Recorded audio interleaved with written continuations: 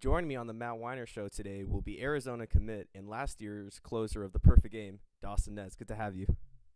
Thanks for having me. It's really cool to be out here and just kind of reminiscing and just kind of dissecting what's gone on in the past 4 years in high school and back in Little League and my childhood. So thanks for having me. Yeah. So I'm actually really glad to have Dawson on the show. But before I start anything, fuck you for going like 250 off me at Heasley 11-12 All Stars. I will never forget. It's the only time after the whole season I get my turn to pitch, and it's the last game. It's the double, so it was double elimination, and we lost to East Altadena the game before. And going into that game, kind of spirits were crushed. And you and Eric Zimmerman going back to back off me definitely was the icing on the cake. Yeah, that was definitely a funny moment. Just knowing you and playing Little League, emotions were high. Everybody's super involved in it, so that was definitely a moment to remember. Something that we're both gonna laugh about for the rest of our lives.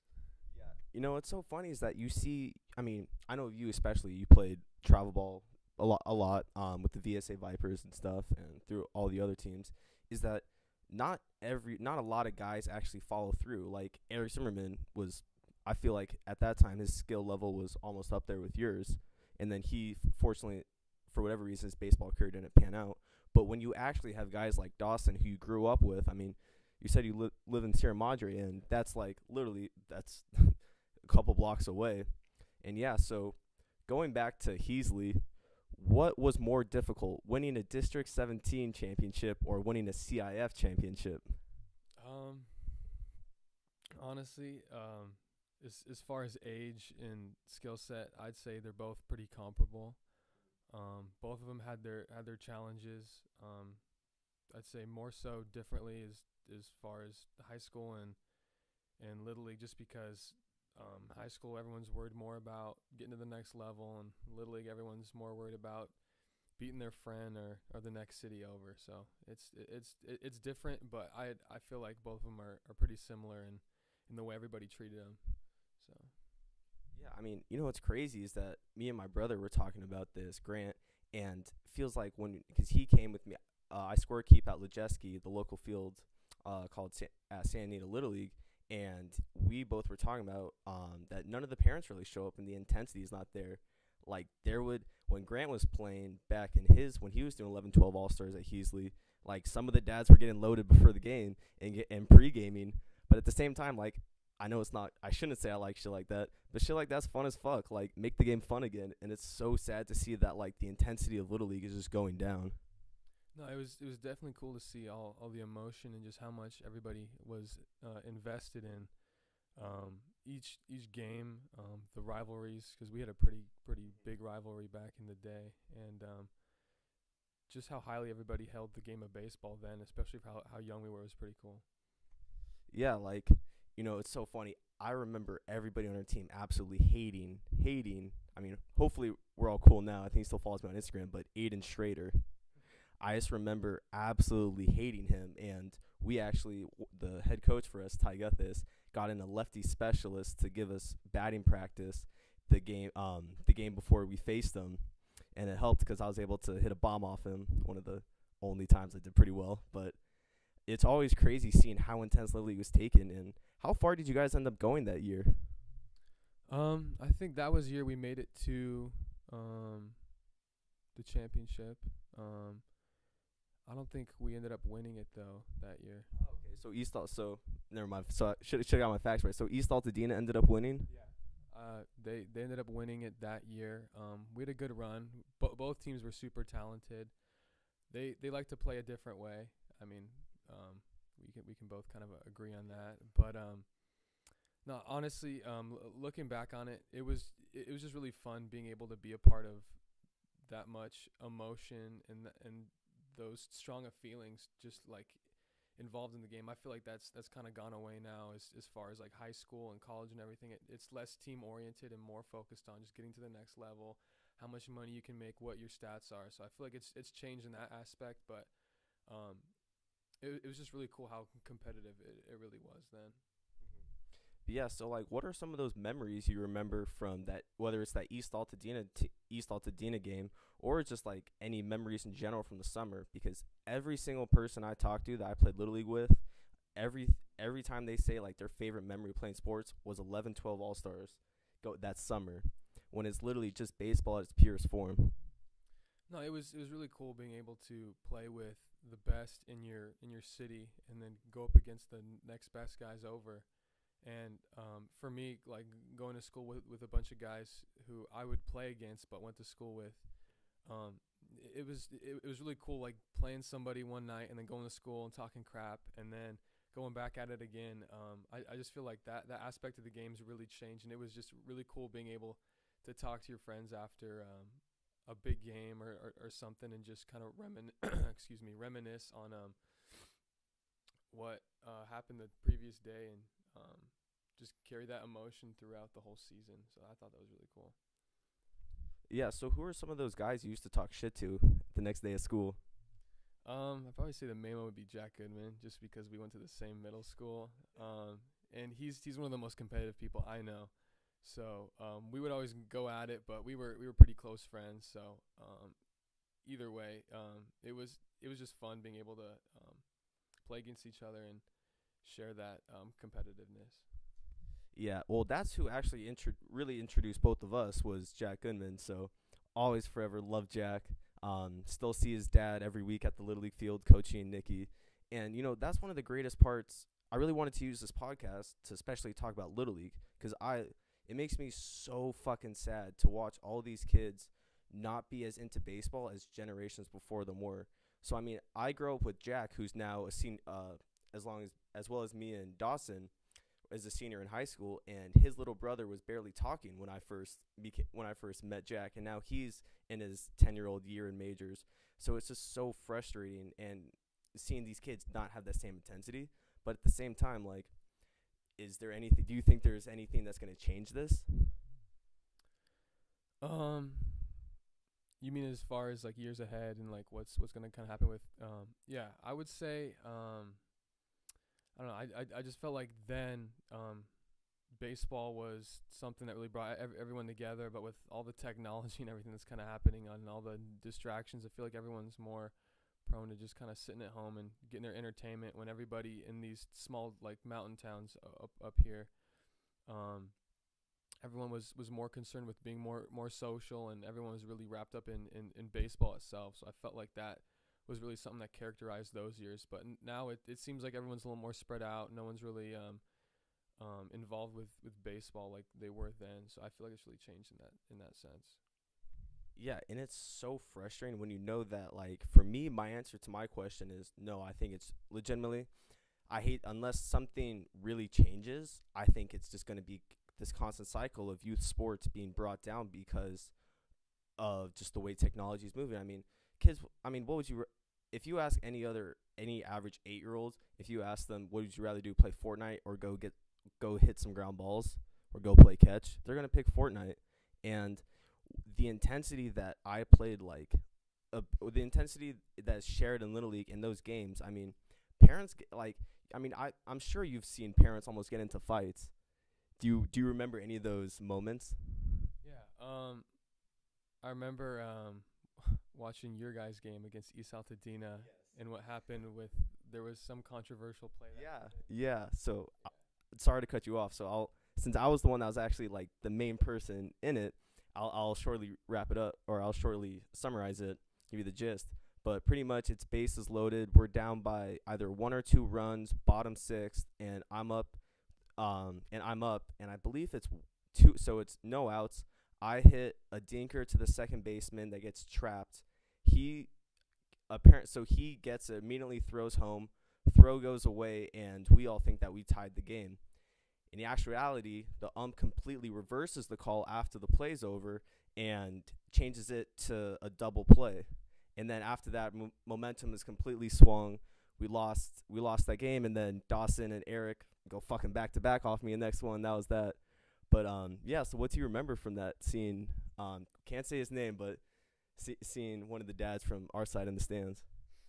No, it was just funny seeing the parents going at it. I've never seen parents get that upset over something. I mean, rightfully so. It was a very controversial call, and I think that just kind of characterizes what we've been talking about. Just how involved everybody was, and it shows just how much everyone valued baseball and playing for that city across your chest. Yeah, that always feels so good because when you're really putting on for the community, because at the end of the day, like it's just average people watching the game, it doesn't really matter for anything. But being able to really play for, it's kind of an introduction to high school to a certain for a certain aspect when it comes to really playing for a larger group. But yeah, so wrapping up with Little League, you legitimately had one of the best 12-year-old years on the Cubs, like ever. Did you know you were going to be that good heading into it? Honestly, I wasn't expecting anything like that to happen. I was never really concerned with stats or anything. I just wanted to help my team out the best way possible, and I just had so much fun being out there. I feel like my mindset's like changed a little bit, and that kind of goes for all baseball players once they start moving up in the levels. But no, honestly, I wasn't expecting it at all, and it was just kind of something that I took one game at a time, and I just had fun doing it and playing with all the guys. So, what was the final home run count, not including All Stars? I believe it was 15. Is that a record? Yeah, it was a record for Sierra Madre. So, is this really the first introduction to when you're like, holy shit, like I'm actually like pretty good at this baseball thing? Honestly, I just had fun being out there. I didn't really think it would go anywhere. I had no thoughts on college or playing pro baseball or anything like that. I feel like now I've been able to realize how far baseball can take anyone if they put enough time into it. So I feel like then I was just having fun out there, and I feel like that really helped me with success and just being able to help win games in the end. So Yeah, I mean, so seeing you play on the VSA Vipers, who's a huge travel ball team in the Southern California area. I mean, you guys, I can believe you guys probably traveled all over the place. When did baseball start becoming more of like a not something that you do for fun? When did it really start becoming something where it's like there like my future is in this, but at the same time like I have to try and remember to still play it as if I'm a 12-year-old on the Cubs. honestly, I'd say after Little League, when I got into middle school, I really started to notice that this is something I can take pretty far. Something that's pretty important to me that I kind of found my identity in. And from there, it just kind of took off. I'd play for like 3 or 4 teams at a time. Just switching off each weekend, just playing as much as I could, and I loved it. And um, I'd say summer after my 8th grade year is when I started to get some college attention, and that's when I really started to see how far it could take me and what doors it could open up. Yeah, so I want to get to college or your current college situation in a little bit further down the interview, but at least for right now, I want to focus on the next chapter of your life after Little League, the Vipers and other teams you played on. Did you have any team or any teammates on the teams that you played for that ended up being like actual studs? It's funny. My second baseman now, who's at my high school, Max Blessinger. I played with him since I was 9. He was somebody that we always played together on every team up until we got to high school, and then he and I decided to go to the same high school, and we played together ever since. And us both being able to find D1 colleges to commit to and play for next year was something really cool to do together, especially with the track record that we had. So that was really cool, and that's somebody I played with on the Vipers, and we started out on the Cobras and just moving up from there. That was really cool to see. Yeah, it's always good to develop those relations. So when you said been playing since 9, is that Little League? Yeah, because we finished Little League when we were 12. He didn't play Little League because he lives a little further away, but we played on the same travel team since we were 9, and that's where it all started. Damn, I mean, it's always crazy to see like who actually becomes something. And a common theme that I see with many athletes now I've interviewed a couple under my belt is that at the end of the day they just play the game because they love it. There's no such thing as playing for offers or playing for scholarship money. At the end of the day they just play it because they love it, and it feels like if you had the same type of passion towards something else that you would excel in it. Do you have any sort of any other passions besides the game of baseball? Honestly, I just love keeping up with all sports. I'm not really one to get too involved with politics or anything like that. I'm more of somebody who likes to be out there on any sports field, throwing a ball or doing something like that. So I love playing fantasy sports. I love doing that. That's something I've done for a while. But honestly, just being out there, keeping up with sports is something I've always loved to do. Yeah, so me and myself, not a big fantasy baseball guy like you are, but big fantasy football guy. And on air, I'd like to say fuck you to AB to not living up to anywhere near what he was supposed to do this season. So I want to get that out of the way. And then when it came to your fantasy season last year, how'd you do? Honestly, I didn't do as great. Makes two of us. Yeah, no, that was the first year I seriously got into doing fantasy football and just kind of figuring it out. There was a lot of mistakes I made, like trading Patrick Mahomes for LaShawn McCoy, thinking I'm gonna get a good running back. Oh my God. That not to be rude or anything, but it's a good thing you don't play baseball the way you make fantasy trades. That would be a good decision. So do you remember anybody else on your team? Um, well, I drafted Aaron Rodgers and I had Mahomes, so I was thinking, oh, I could just trade Mahomes and maybe get somebody a little bit better. Ended up trading the best quarterback in the league, and Aaron Rodgers didn't perform as well as I thought he would, and then LaShawn McCoy was just flat out terrible. So, those were the main guys I was hoping. The rest of my team pretty much was like auto drafted because I didn't make it in to the draft in time, but yeah, it was a pretty pathetic first season, but I feel like this next season I'm gonna be pretty good. Yeah, it's always frustrating. Oh my God, my first year of fantasy, everybody in my league still makes fun of me for it. It was like about 4 years ago, and it was so bad that I had every single running back on the Lions. I think it was Joke Bell, Amir Abdullah, and I'm forgetting the third one, but it was not a pretty sight. And were you the butt of the jokes? Um, Honestly, there were some other guys who made some really bad decisions as far as drafting and stuff. So I didn't get last place or anything, but as far as the trades themselves, I probably had the worst one by far. Yeah, that sounds pretty rough considering that like this ginger ale can probably could have ran for more yards than LaShawn McCoy last year. But yeah, so what are some of those other shitty I always love to hear about like the shitty picks. Like let me see, 2 years ago my friend Kenneth had Michael Crabtree in the third round. Not pretty buns, not what you want out of a third rounder. Do you remember any of those other picks that were like really like what the fuck? I got Carson Wentz in another league pretty high up, and he got injured, so that was not good. And I don't think I had a very good backup other than him. So my quarterback situation was not very good this last season. So yeah, so now heading into what you're good at when it comes to fantasy baseball. See, I even remember being in a league with you way back, probably freshman sophomore year. But how's your team looking this year? pretty good. I don't know what anybody in my league was thinking, but I pretty much have the all-star team in my lineup. So I've gotten pretty good at convincing guys on what they should do, and I've helped some guys out. And I don't know. Sometimes I wouldn't say I don't lie to people about it, but I sweeten the deal and make them sound like they're pretty good, even though I know they're not going to pan out later on. I like to pick up those guys who are hot right now and trade them while they have value. So I'm pretty good at that.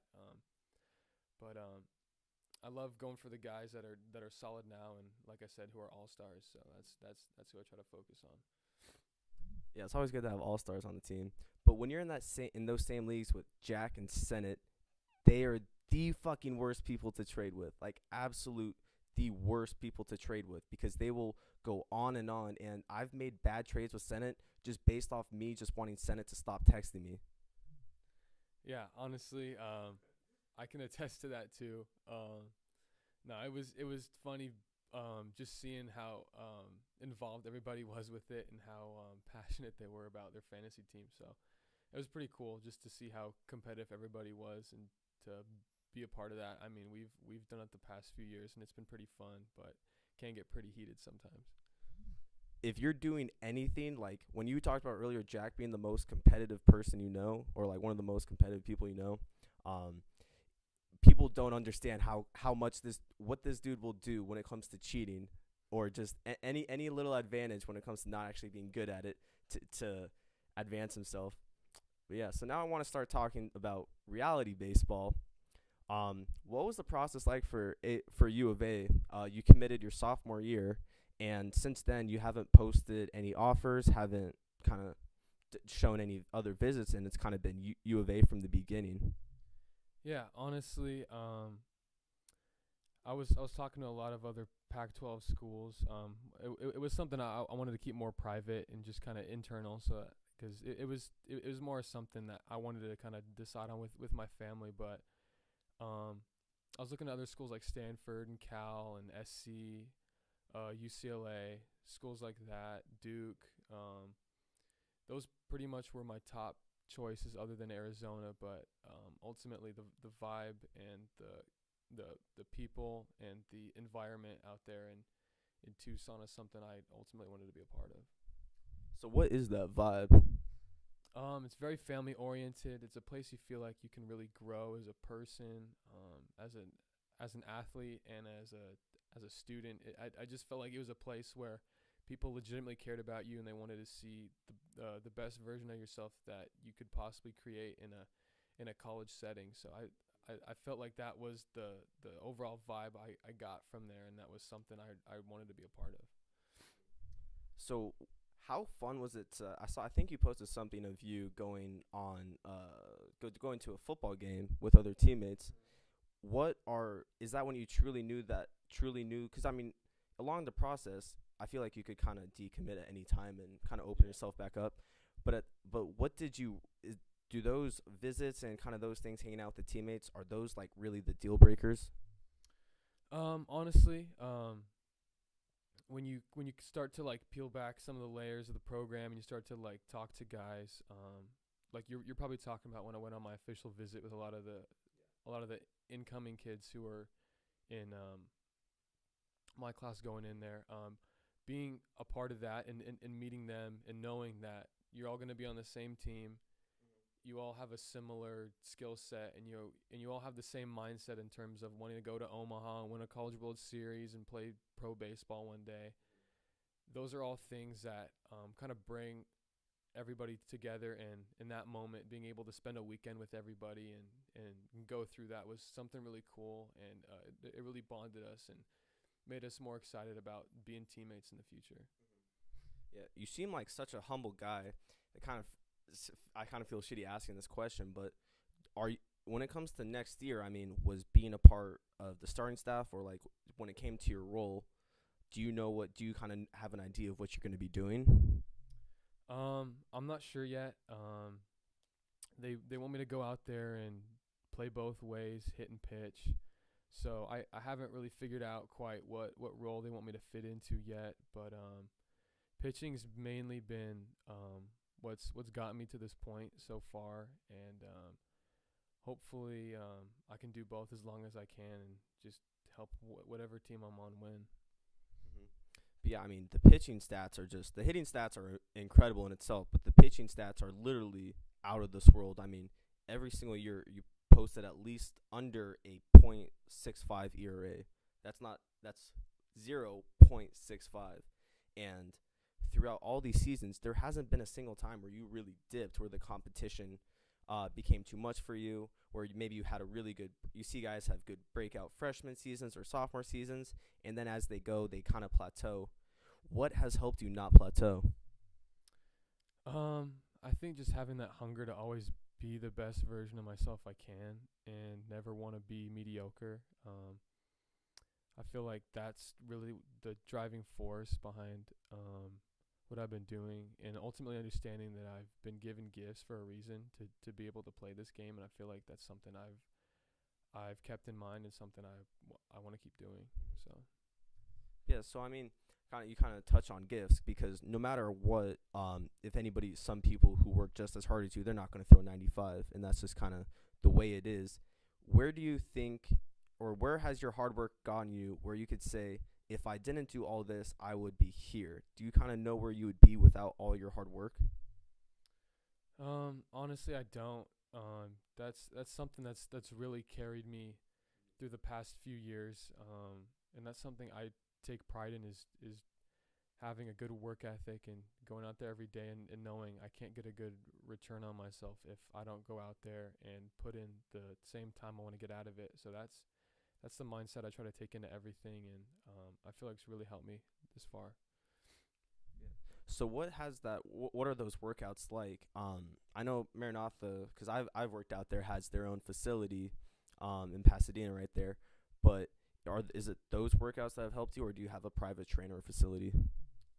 For the most part, I've done everything on my own, but we have a really good coaching staff at Maranatha, and being able to work with them every day is really cool. But after practice, a lot, I'd go back to our facility and lift and work out, and being on a schedule like that, I'd be gone from home from 8 till 8. So that was a normal day for me, and it's something I got in the routine of, and it was tough, but I feel like that's really helped me get to where I'm at right now. So I mean, one thing that just kind of sticks out to me is how baseball is literally your life and sports in general, and it's really something to look at because a lot of these guys, you talk to a lot of athletes, they don't. Some of them really don't follow sports when they're at your level because it consumes them so much. But it seems like kind of at the end of the day, you're just the guy who likes to go play baseball with his friends.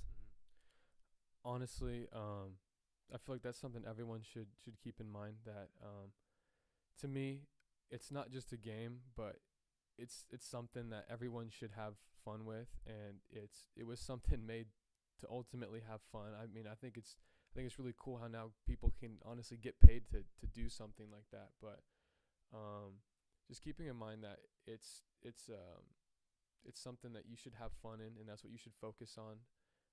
Not get tied up in the numbers or what the outcome's going to be, but just having fun with guys you're really close with, and that you go out to the field with every day is something that I've kept in mind, and is something I think everybody should really think about. Yeah, and it seems or the funny part is as soon as you leave playing with great athletes, you go home to another set of great athletes. Your older brother Daniel is at Westmont right now. Believe they're D1, right?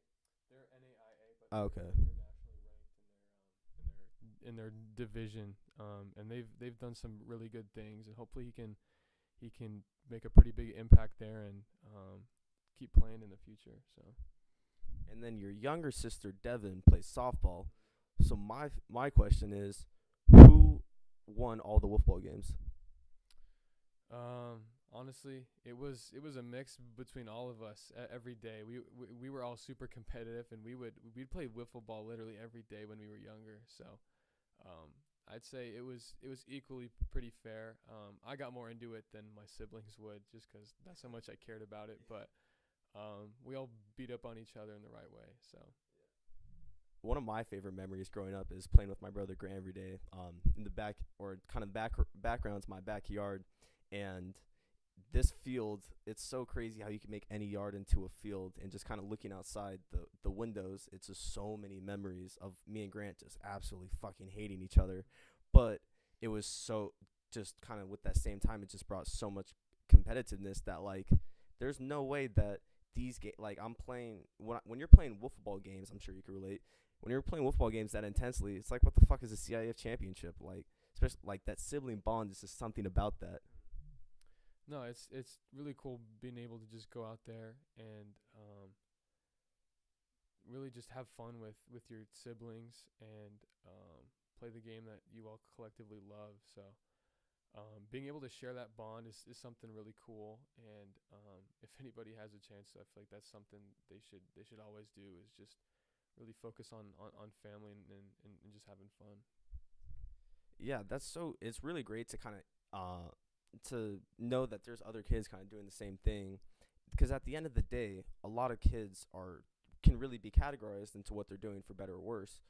But when you kind of have those spirits of that competitiveness with siblings, that translates all over the place. You know, it trans something that I'm about to go into, segue to a school. That same competitiveness and drive and having having active siblings when it comes to that is so important. So yeah, so Dawson has been a 4.0 student for pretty much all of high school. Yeah. Academics are something I equally take as much pride in, and I feel like that's something equally as important in terms of getting to the next level and being able to succeed there. So, um, keeping my grades up is something I take pride in, and I've really tried to focus on equally as much as baseball, and just taking that mentality into everything I do. Yeah, so after school, what's or after however far baseball takes you, hope I mean, knock on wood, you'll get drafted. But after that, what's the plan? Um, Honestly, I just want to take baseball as far as I can, and if not, have maybe a degree or some education to fall back on. But right now, baseball is my ride or die, and I want to take it as far as I can. Definitely gonna be looking forward to it. Uh, Thank you for joining me on the podcast. That was a blast. I was so happy we were able to reminisce about those little league memories. And so yeah, thank you for joining me. It was fun. Thank you for having me. Yeah, I was glad that Sierra Madre guys could link up. But yeah, so thank you for watching. Like, subscribe, follow me on Instagram at Matt_Weiner_. Thank you.